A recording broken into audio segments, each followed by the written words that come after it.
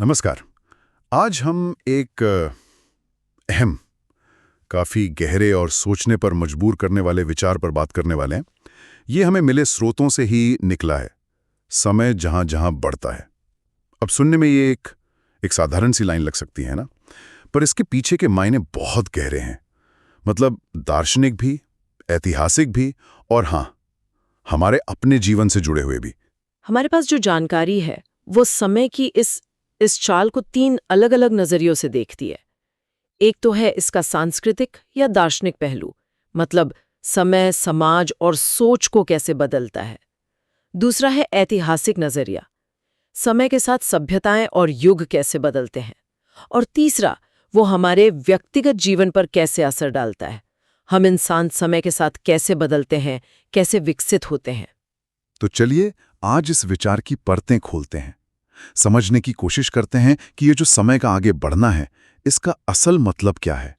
ये सिर्फ गुजरता हुआ वक्त तो नहीं है, ये हमारे आसपास की दुनिया को और हमें खुद को कैसे लगातार एक नया रूप दे रहा है। हाँ, और इसमें एक दिलचस्प बात यह भी है कि कई स्रोत, हम्म। खासकर जो भारतीय संदर्भों का जिक्र करते हैं, हम्म। वो समय की तुलना अक्सर एक नदी से करते हैं। हम्म। एक नदी का जो प्रवाह होता है। हम्म। लेकिन ये सिर्फ एक शांत बहती नदी नहीं है। ये एक ऐसी धारा है जो लगातार पुरानी चीजों को, पुराने विचारों को, पुरानी व्यवस्थाओं को हटाकर नई के लिए जगह बना रही है। हम्म। सामग्री के हिसाब से देखें तो ये सिर्फ गुजरना नहीं है, बल्कि एक तरह से एक निरंतर नवीकरण की प्रक्रिया है। पुराना हटता है, नया आता है। ये नवीकरण वाली बात ये काफी जरूरी लग रही है।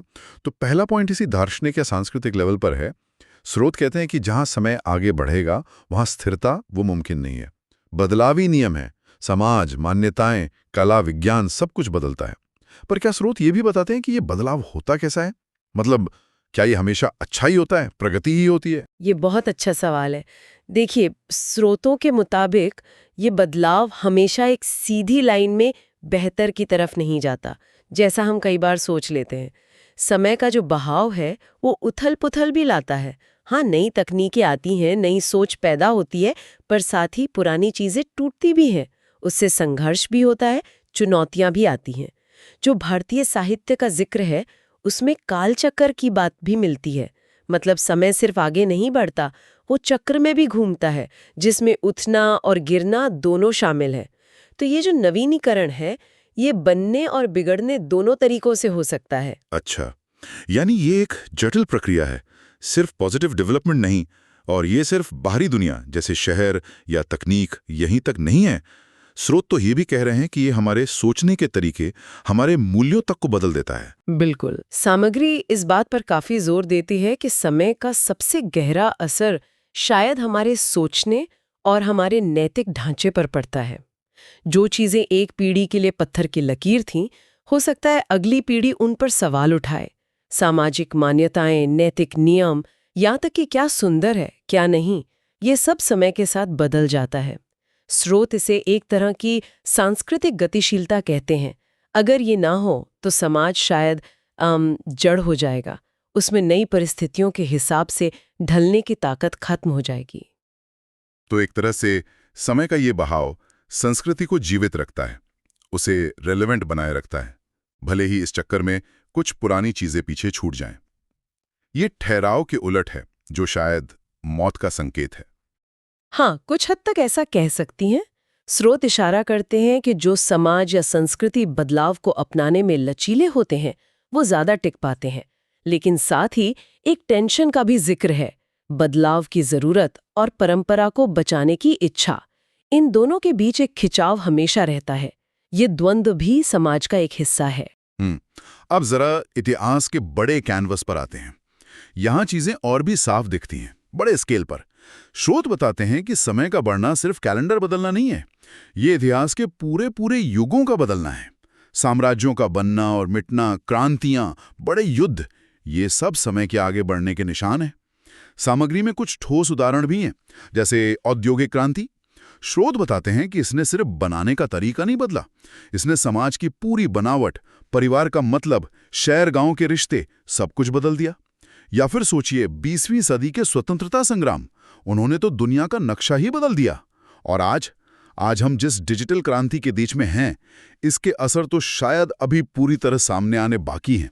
हाँ, और अगर हम इसे थोड़ा और बड़े पर्सपेक्टिव से देखें तो इन ऐतिहासिक बदलावों का असर कई लेयर्स में होता है। जैसा सामग्री में बताया गया है, जहां जहां समय बढ़ा वहां सिर्फ राजा या सरकारें नहीं बदली, वहां शिक्षा का तरीका बदला, कानून बदले, आर्ट और लिटरेचर ने नए रूप लिए, यहां तक कि लोगों के रोज के जीने के तरीके में भी जमीन आसमान का फर्क आ गया। स्रोत इस बात पे जोर देते हैं कि इतिहास सिर्फ बीती हुई घटनाओं का कलेक्शन नहीं है। ये समझने की कोशिश है कि समय की इस एक्टिव फोर्स ने समाजों को कैसे बनाया और बदला है। हर खोज, हर आविष्कार, हर सामाजिक आंदोलन, हर युद्ध, ये सब समय के इसी बहाव के नतीजे हैं। सामग्री में एक जगह ये भी कहा गया है कि इतिहास हमें दिखाता है कि बदलाव कितना अनप्रिडिक्टेबल हो सकता है।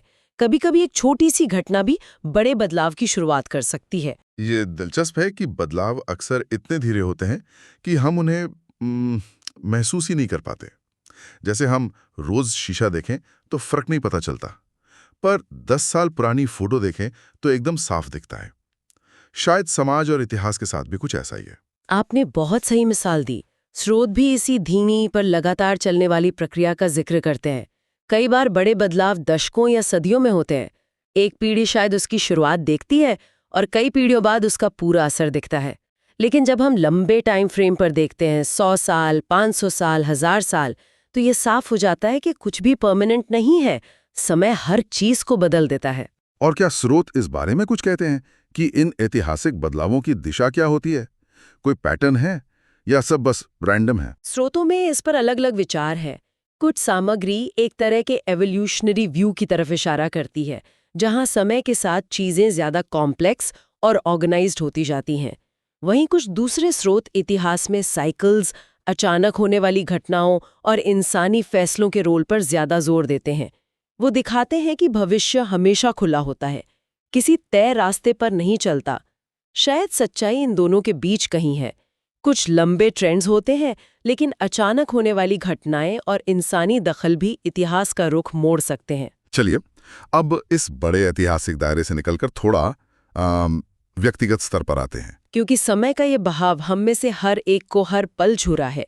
स्रोत कहते हैं कि एक इंसान की जिंदगी में समय का बढ़ना सिर्फ उम्र बढ़ना नहीं है, ये अनुभवों का जमा होना है, समझ का गहराना है, नजरिए का बदलना है। हाँ, और ये हमारे जीवन के लगभग हर पहलू को छूता है। सामग्री बताती है कि समय के साथ हमारे रिश्ते कैसे बदलते हैं। कुछ गहरे होते हैं, कुछ फीके पड़ जाते हैं, नए बनते हैं। हमारी सोच बदलती है। जो चीज़ें हमें 20 साल की उम्र में सही लगती थीं, 40 की उम्र में शायद हम उन पर सवाल उठाएं। हमारी प्राथमिकताएं बदलती हैं, जैसे करियर, परिवार, सेहत, खुद की खोज। इनका महत्व जीवन के अलग-अलग स्टेज पर बदलता रहता है। बिल्कुल। जैसे बचपन में शायद एक खिलौना सबसे जरूरी था, टीनेज में दोस्तों की तारीफ, जवानी में करियर, और शायद बाद में मन की शांति या रिश्तों का महत्व बढ़ जाता है। स्रोत इसे सिर्फ बूढ़ा होना नहीं कहते, बल्कि एक तरह का विकास या मैच्योरिटी मानते हैं। हाँ, ज्यादातर स्रोत इसे एक नेचुरल डेवलपमेंट प्रोसेस की तरह देखते हैं। समय हमें अनुभव देता है और अनुभव हमें सिखाता है। ये हमें ज्यादा टॉलरेंट, ज्यादा समझदार बना सकता है। लेकिन सामग्री ये भी मानती है कि ये बदलाव हमेशा आसान या अच्छा नहीं होता।